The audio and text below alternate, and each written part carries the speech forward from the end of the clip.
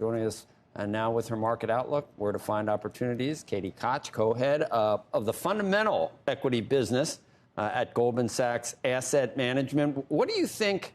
Should we give percentages to what's the market is keying off of right now, Katie? Obviously, there's the variant. There's Jay Powell's recent tone, which seems to have shifted a little bit.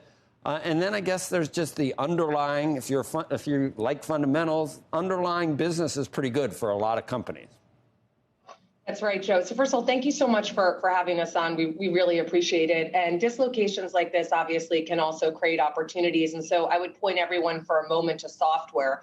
Yesterday, on the back of a lot of the news you just mentioned, as well as the numbers out of Salesforce, we saw the worst relative performance day of software in 5 years. And actually it ended, that was the 30th day, worst period in 10 years. So there's opportunities to pick up there. We like Workiva in particular, because we like the small cap space as well. This is a software company that actually provides back office software solutions. And one of the big growth products for them is their ESG compliance product, which we know is in very high demand, given all the ESG focus from our portfolio companies.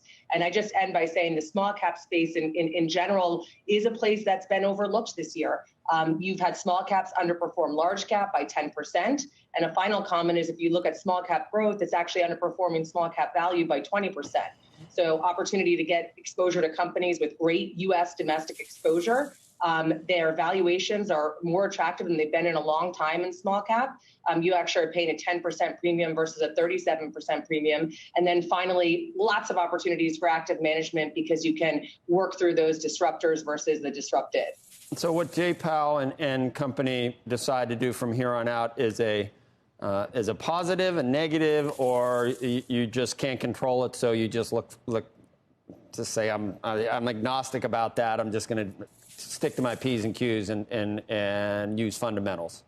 Well, it obviously depends on if you're asking what we do when rates go up, it obviously depends on why they're going up. If they're going up because growth is good and there is some inflation and they need those policy tools to tackle the inflation, that actually can be a good environment for equities if you're able to pick the companies that can withstand the increase in the cost of capital and the companies that can actually protect you from an inflation perspective.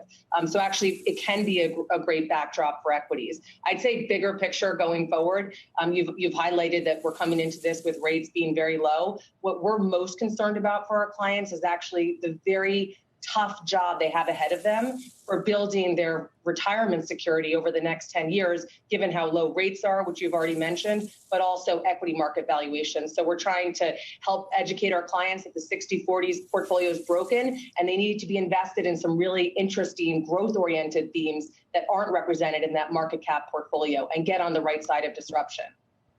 While I know that this wasn't you at Goldman, but Goldman said we're not changing anything based on Omicron, but in terms of your view on supply chain issues, which are affected by COVID, obviously, and inflation, and I think that you're not expecting it just to go back to, it's going to be a new normal going through 2022 with higher inflation probably and some supply chain disruption. So does that mean valuations, multiples contract even though earnings continue to be okay?